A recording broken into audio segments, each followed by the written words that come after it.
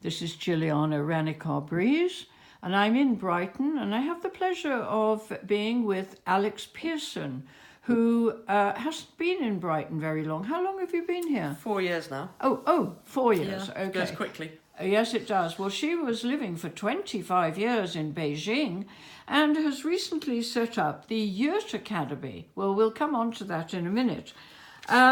So I'm interested in young Alex. Tell me something about young Alex. How young?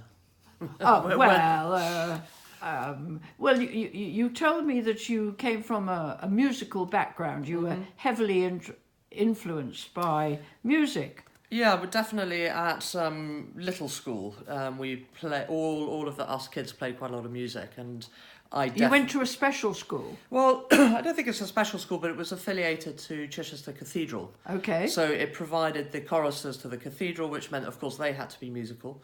Yes. And it did mean that the other students who were there, I think pretty much everyone played at least one instrument. Right, and you learned quite a few instruments, didn't you? I learned at the very young stage the violin, which I didn't like, so I gave that to my little brother. And he became a very good viola player, and still is. But I eventually ended up, probably about the age of 7 or 8, on the trumpet. Right. So that Very unusual for a girl. I never kind of thought about it like that, and I don't think people around me did either. And if you look at Alison Balsam, is that her name? Don't know. The very famous trumpet player now, fabulous trumpet player. Right. I think it's totally commonplace now to play brass if you're a man or a woman. Yes. So that was my love. I mean, I just love the trumpet, actually. Yeah. And music with the trumpet in it. Music with the trumpet in it, so, could be orchestral stuff, of course, but there's also a lot of beautiful solo stuff. And then from that, you start learning other instruments. So yeah, music was very much part of my early childhood and has been all the way through my life. Right, right. And you still play the trumpet? I don't play the trumpet so much now, but I have new instruments. I'm a bit of a collector of instruments, and I do like to try new things. So I'm now an oboist. Oboist? Yes, which funnily enough has got a very similar sound to the trumpet, but it's a different embouchure. So it's a good challenge for me. Yeah. So you went to university and you started studying Chinese. Yes, I had to my parents lived in China. When that was the connection. I was 14 to 18, so quite informative years. So you were with them?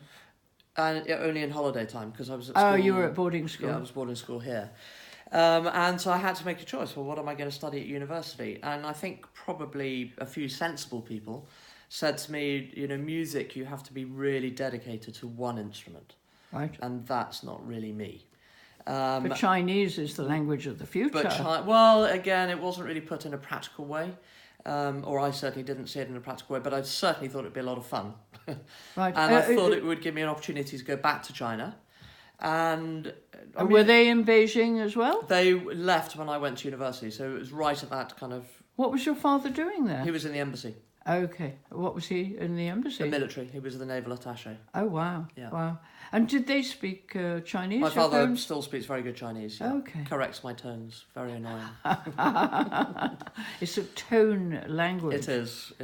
Yes. Gosh, I've been told 10 different ways to say one word. Exactly. It's very confusing, and you can get yourself into a lot of trouble. I'm sure you can, yes.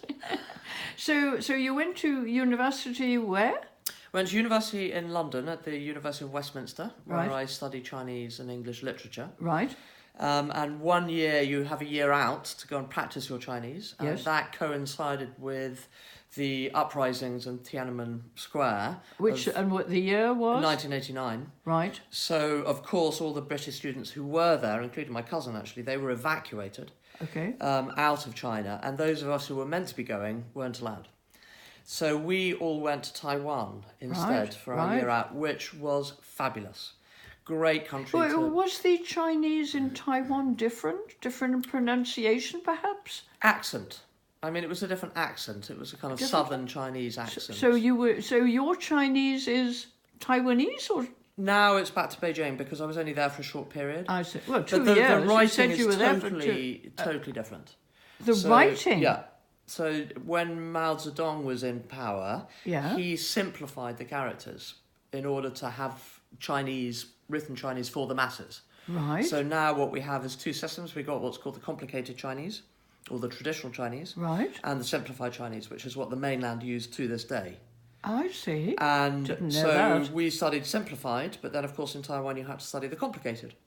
Oh. So we did have to learn that. But they were under Mao as well, weren't they? No, No. Okay. no, they separated and they were under Chiang Kai-shek. And so he kept all the very traditional. I see. aspects. Which do you prefer? As a practical language, the simplified is simpler. Just, that's what it is. But for poetry, for calligraphy, you need to know the complicated, the traditional. And Chinese do. And you can write it? I'm pretty bad nowadays. I'm kind of out of practice. But you used to? Used to, of course, yeah. Wow. Yeah. Wow. Yeah. That's quite Because an the achievement. traditional has all of the make up the whole character. So you get the radicals, so it tells you if it's about a mountain or about water or about, whatever it's about. But it also has a bit that tells you how to pronounce. So it becomes quite complete. When you get to a simplified character, there's actually a lot. It's just practical. You have to learn it. But there are less strokes. So it's easier from that point of view. Gosh. Do you need a special pen to... To do calligraphy, you do. You need a calligraphy brush. Yes. But to write, no, biro. I mean, you can use anything. Biro. Yeah. And what about on the computer then? Computer, they've got many different systems. Yes. And the Chinese, who are quick, use a different system to the one I use. But the one I use, you put it in pinyin, which is the romanization of Chinese. So if you have the word Zhongguo, which means China, you'll have ZHONG for Zhong, and you write in ZHONG, and up will come all the Zhongs, and then you choose which one you want. So it's all about recognition. Wow. Which means it's easier for me, because recognition, of course, is a lot easier than producing the character. I see. So it does make it simpler. Gosh. Now, moving on a bit, well, after the 2 years, you came back to Beijing, or you came to Beijing. After 2 years in Taiwan, back to England to graduate, do my final year, yes. and then For an MA.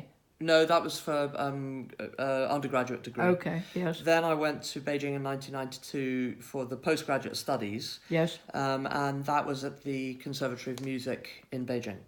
Now, why did you choose the Conservatory of Music? Exactly. Partly, again, practical. I'm quite a practical person. Partly because the British Council were offering scholarships to students to go to universities all over China, and I thought I had a better chance by applying to go to the conservatory. Secondly, I was actually fascinated by what was happening in the musical tradition in China at that period. And there was one particular There was person. a composer called Tan Dun who's since become very well known, and he's an amazing composer. He's not living in China anymore. Well, I think he goes back and forth now, actually, but from mostly America? New York. Oh, okay. He works a lot with Western orchestras as well as orchestras back in China. And he plays which instrument? Do you know? I don't know. He's a composer. So He's a composer. Oh, okay. And I was fascinated by his music because he used at that time traditional Chinese instruments and the Chinese musicality in combination with the Western tradition of classical music. So there was I just found that fascinating that you could combine these two forms of music to create what he created. Okay. Well, we'll come back to that in part 2. Thank you very much, Alex. Pleasure.